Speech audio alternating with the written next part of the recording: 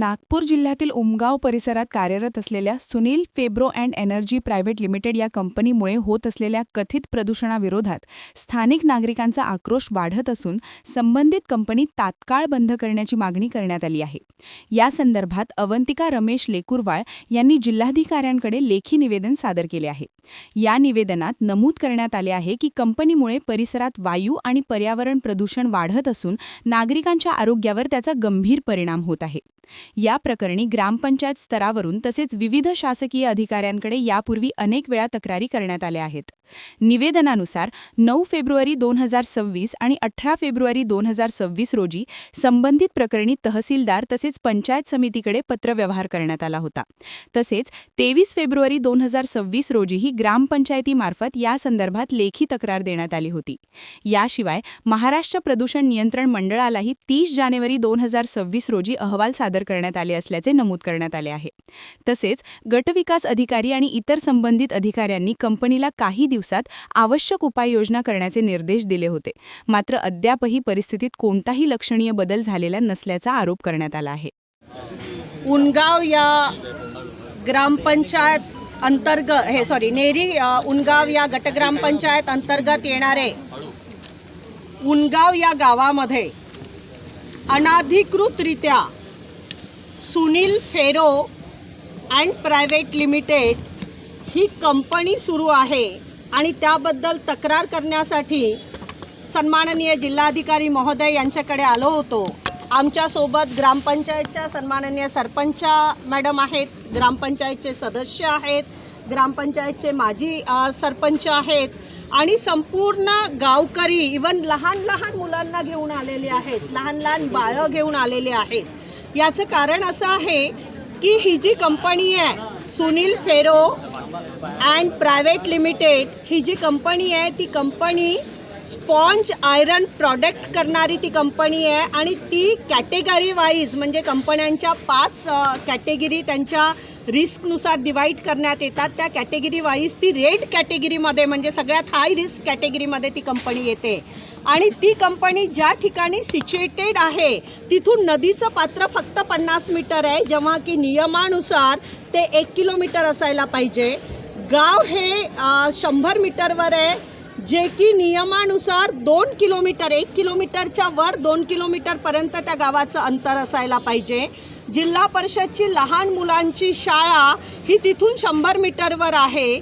MDR रस्ता म्हणजे त्या गावाला जाणारा एकमेव वाहतुकीचा जो रस्ता आहे तो लागूनच कंपनीला गेलेला आहे। याहीपेक्षा अतिशय दुर्दैवाची बाब म्हणजे त्या संपूर्ण गावाला पिण्याचं पाणी सप्लाय करणारी जी वॉटर टँक आहे ती ओपन आहे आणि ती ओपन वॉटर टँक कंपनीला लागूनच आहे, कंपाऊंड वॉलला, अंतर तर काहीच नाही, कंपनीच्या कंपाऊंड वॉलला लागून आहे। आणि या कंपनीमुळे निघणारा स्मोक आणि डस्ट पार्टिकल्स यामुळे शेतकऱ्याचं प्रचंड नुकसान होत आहे, गावातील लोकांच्या आरोग्याचं नुकसान होत आहे, पिण्याचं प्रदूषित पाणी त्यांना सप्लाय केल्या जात आहे आणि इन्व्हायरमेंटल जे महाराष्ट्र पोल्युशन बोर्ड त्यांच्या नियमानुसार आणि प्रदूषण नियंत्रण 1986च्या नियमानुसार या कंपनीचे कुठलेही नॉर्म्स न पालन करता महाराष्ट्र पोल्युशन बोर्डांनी त्याला EC सर्टिफिकेट म्हणजे इन्व्हायरमेंटल क्लिअरन्स आणि OC म्हणजे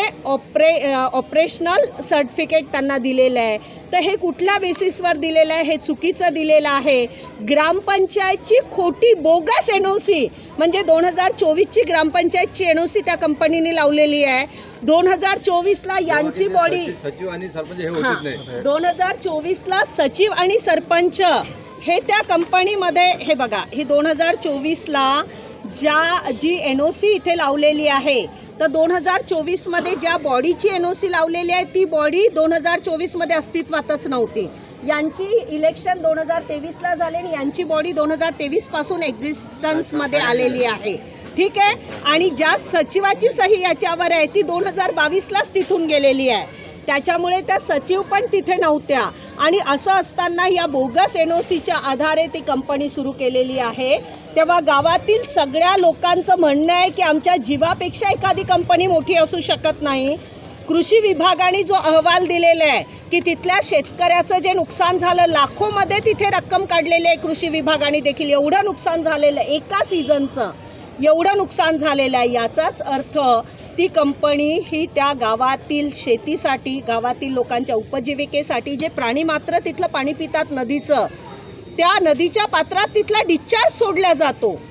एकीकडे महाराष्ट्र पोल्युशन बोर्डाने व्हिजिट रिपोर्ट आमच्याकडे आहे त्यांनी सांगितलं की त्यांच्याकडे डिस्पोज करायचं वॉटर, जे खराब वॉटर येते त्याच्यासाठी सेप्टिक टँक नाही, त्याच्यासाठी कुठल्याही प्रकारची प्रक्रिया नाही, शोषखड्डे नाहीत, म्हणजे ते डायरेक्ट पाणी नदीत सोडल्या जाते. आणि हे त्यांचा पूर्ण रिपोर्ट वगैरे आमच्याकडे आहे पोल्युशन बोर्डाचा. तर अशा प्रकारे आरोग्य विभागाचा रिपोर्ट आहे. ब्लॉक डेव्हलपमेंट ऑफिसर म्हणजे गटविकास अधिकारी, तिथल्या BDOंनी त्यांना पत्र दिलं की 3 दिवसात कंपनी बंद करा, परंतु त्याची अवहेलना होते.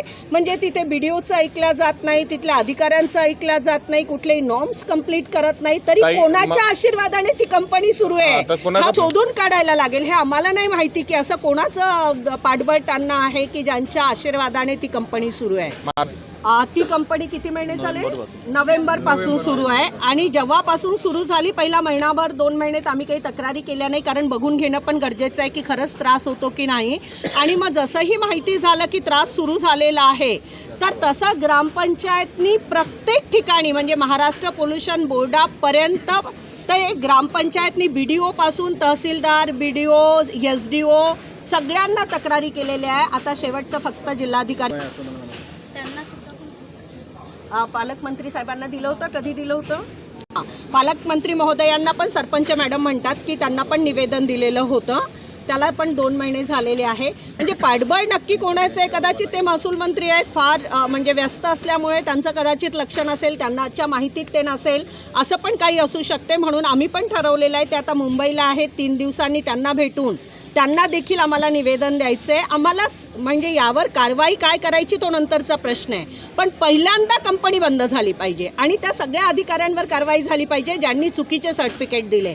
जर महाराष्ट्र पोल्युशन बोर्डाच्या सर्टिफिकेट देणाऱ्या अधिकाऱ्याला हे माहिती नाही की 50 मीटरवर पात्र असताना नदीचं पात्र, ती कोणती नदी? कन्हान नदी, ज्याच्यापासून मौदा शहराला पाणी पुरवठा होतो, अनेक गावांना पाणी पुरवठा ज्याच्यापासून होतो, त्या नदीचं पात्र 50 मीटरवर आहे. तरी जर ते NOC देत आहे, क्लिअरन्स सर्टिफिकेट देत आहे, तर किती मोठा भ्रष्टाचार या क्षेत्रामध्ये आहे हे आपण समजून घेतलं पाहिजे. म्हणजे शेतकऱ्यांना काही आवाज नाही, शेतकऱ्यांच्या बाजूने कोणी बोलायला तयार नाही आणि भ्रष्टाचाराने पूर्ण बोकाळलेला आहे. आणि अशा वेळी अधिकाऱ्यांवर आणि सगळ्या गोष्टींवर जर वचक नाही राहिला, मग सर्वसामान्यांनी न्याय कोणाकडे मागायचा आणि लोकांनी जगायचं कसं? म्हणजे आज त्या गावामध्ये कोणते कोणते प्रॉब्लेम येतात तुम्हाला याच्यामध्ये?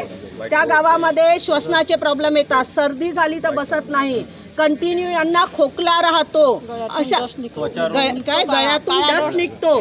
त्याच्या बाजूला लागूनच एक तीर्थक्षेत्रातलं मंदिर आहे, 250 वर्ष पुराणं. तिथे हजारोनी भाविक यायचे. आता लोक येऊन 5 मिनिट बसू शकत नाही, कारण ते जर स्वयंपाक करायला आले त्या स्वयंपाकावर पूर्ण त्याची साय बसते. अशी परिस्थिती आहे. या पार्श्वभूमीवर कंपनीमुळे होणारे प्रदूषण थांबवण्यासाठी तात्काळ कठोर कारवाई करावी, तसेच संबंधित कंपनी बंद करण्याचे आदेश द्यावेत, अशी मागणी निवेदनाद्वारे करण्यात आली आहे. दरम्यान या प्रकरणामुळे स्थानिक नागरिकांमध्ये तीव्र नाराजी असून प्रशासनाने याकडे गांभीर्याने लक्ष देऊन लवकरात लवकर निर्णय घ्यावा, अशी अपेक्षा व्यक्त होत आहे. कॅमेरामन सचिनसह सनी भोंगाडे, शंखराज न्यूज, नागपूर. क्या हुआ बहू? माँ, पाइल्स की बहुत तकलीफ हो रही है. तो तुम गुदरोग सर्जन के पास क्यों नहीं गई? देखो, जैसे हार्ट के लिए हार्ट स्पेशलिस्ट, ब्रेन के लिए ब्रेन स्पेशलिस्ट, तो पाइल्स के लिए पाइल्स स्पेशलिस्ट क्यों नहीं? स्त्री हो या पुरुष, टॉयलेट में तकलीफ केवल पाइल्स ही नहीं, और भी कई प्रकार के गुदरोग तथा कैंसर भी हो सकता है. इसीलिए इसकी प्रत्यक्ष जांच जरूरी है. ठीक है माँ, पर जांच के लिए हम जाएंगे कहाँ? वही काले आयुर्वेदिक पाइल्स हॉस्पिटल में. लेकिन माँ, प्रेगनेंसी में पाइल्स की दवाइयाँ? प्रेगनेंसी में आयुर्वेदिक दवाइयाँ सुरक्षित होती है. जनहित में जारी. काले आयुर्वेदिक पाइल्स हॉस्पिटल, औषधि चिकित्सा तथा सर्जरी ट्रीटमेंट उपलब्ध. हमारा पता उमरेड रोड, दिघौरी बस स्टॉप के पास, नागपुर. अधिक जानकारी के लिए वेबसाइट पर जाएं kalepileshhospital.com.